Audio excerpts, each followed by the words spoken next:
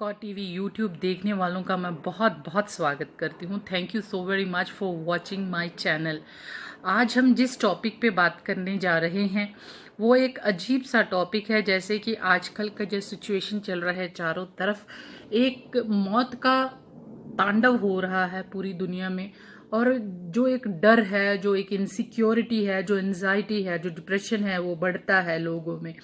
पर मैं एक चीज़ से थोड़ी सी हैरान हूँ कि कई लोग ऐसे मुझे मिलते हैं, ऐसे लोगों से बात होती है कि लोग ये सोचते हैं कि मरने के बाद उनकी मौत पे या उनकी डेड बॉडी पे शमशान तक कितने लोग उनके पीछे आते हैं, उससे उनके कैरेक्टर का और उनकी ज़िंदगी का जो है पहचान होती है।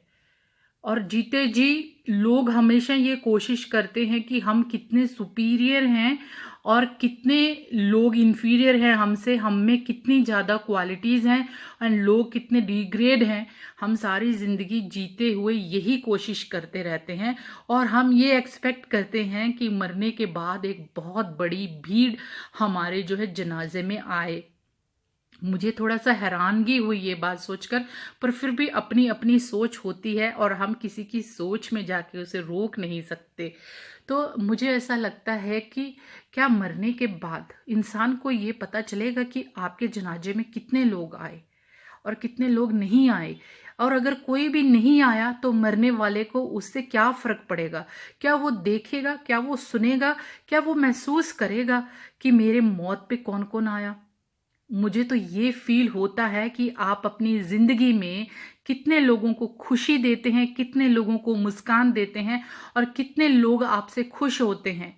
और दूसरी एक और चीज़ होती है कि जब हम ये तीनों ही चीज़ों का ख्याल रखते होते हैं कि लोगों को हम ज़्यादा से ज़्यादा खुशी दें, लोगों को हम ज़्यादा से ज़्यादा सुकून दें, लोगों को हम खुशियां देने की कोशिश करें, जितना हो सके हम उनकी मदद करें, तो उसमें क्या होता है, अगर हम सभी को खुश रखने की कोशिश भी करते हैं तो सबसे ज़्यादा तकलीफ हमको खुद होती है, हम खुद सबसे ज़्यादा हर्ट होते हैं। जितने आपने ज़िंदगी में ज़्यादा से ज़्यादा कॉम्प्रोमाइज़ेस किए हैं दूसरों की खुशी के लिए, दूसरों के ग्रोथ के लिए, तो आप सबसे ज़्यादा नाखुश होते हैं क्योंकि आपकी खुशियों का ख्याल कोई नहीं रखता। तो मैं यहाँ पे दो चीज़ों को यहाँ पे इंडिकेट करना चाहती हूँ। आप अपनी खुशी का ख्याल भी ज़रूर रखें, अपने आप का भी ख्याल रखें और ये कोशिश करें कि आपकी वजह से दूसरों को तकलीफ ना हो, दुख ना हो। पर ये बात मैं नहीं मानती कि आप मरने के बाद आपके पीछे कौन आएगा। आप भीड़ से आपके अच्छे या बुरे होने का सबूत नहीं होता।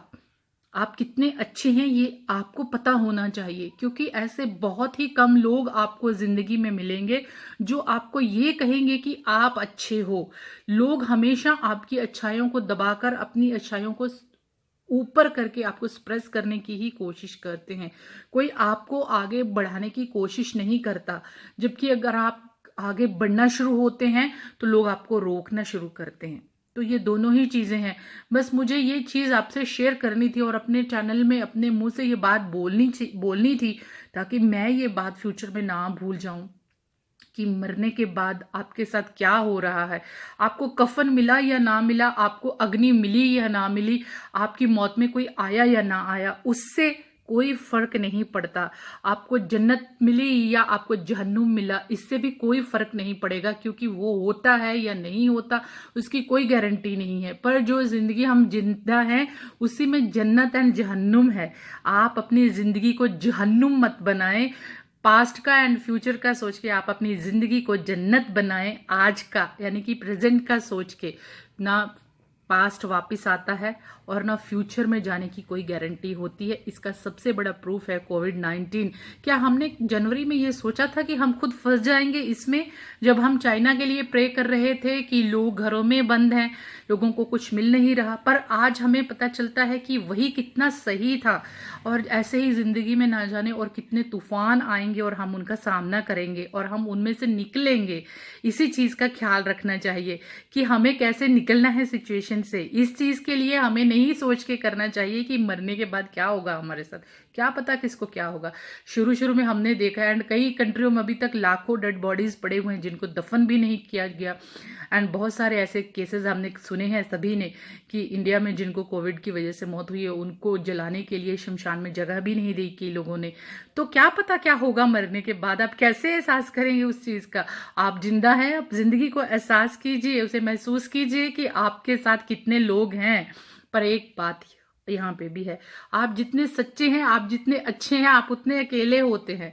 मैं अगर आप बहुत अच्छे लीडर हैं तो आप में वो कैपेबिलिटी होती है, तभी आप लीडर बनते हैं और आप अपने हिसाब से जो आप जिम्मेदारी लेते हैं उसे आप पूरा करने की कोशिश करते हैं। उसमें से आप 75 to 80% लोगों को खुश कर सकते हैं एंड बाकी के 25 या 20% लोग आपसे ना खुश होंगे, वो होंगे आपके कॉम्पिटिटर्स, ठीक है ना। उसके बाद में अगर आपने 100 में से 100 लोगों को खुश कर दिया तो आप अच्छे लीडर हो ही नहीं सकते, क्योंकि क्रिटिसाइज होना भी जरूरी है। फिर तो आप बहुत अच्छे पॉलिटिशियन हो सकते हैं, क्योंकि जो पॉलिटिकल लीडर है उनसे कोई नाखुश नहीं होता, ना उनको कोई कुछ बोल सकता है, और बोलता भी है तो कोई असर ही नहीं होता। चलो हम अपनी बात को यहीं पे रोकते हैं, शायद उलझी हुई बात है पर ये बात करनी बहुत जरूरी थी। ये मेरी ख्वाहिश थी कि मैं भी इस बात पे बताऊं कि मरने के बाद क्या होगा। भाई मुझे क्या पता, मैंने तो ये सोचा ही नहीं कि मेरी मौत पे कोई आएगा या नहीं आएगा, कोई आए या ना आए, कोई फर्क नहीं पड़ता, कुछ फर्क नहीं पड़ता। ज्यादा से ज्यादा दुनिया एक दिन तुम्हें याद करेगी, 2 दिन 1 हफ्ते के बाद तो सभी भूल जाने वाले हैं। किसको क्या फर्क पड़ेगा। आपके जो काम है, आपके जो जो आपने कर्म किए हैं, ये कोई पिछले जन्म के या आने वाले जन्म के कर्म नहीं होते। जो हम डिसीजंस लेते हैं, जो हम काम करते हैं, वो डिसीजंस पे वही हमारे कर्म होते हैं, उन्हीं का हम फल भुगतते हैं। तो ना कोई अगला जन्म होता है, ना कोई पिछला जन्म होता है। आज जितने हम जिंदा हैं यही है हमारी जिंदगी, हमारी जन्नत और हमारा जहन्नुम, और हमारी जिंदगी और मौत, ये फैसला भी आज ही होगा, है ना। देखते रहें जीत कौर टीवी यूट्यूब एंड उलझे ही रहे ऐसे ही मेरी बातों में, और मुझे सुलझाने की कोशिश करें अपने कमेंट्स में। Thank you so very much for watching Jeet Kaur TV YouTube.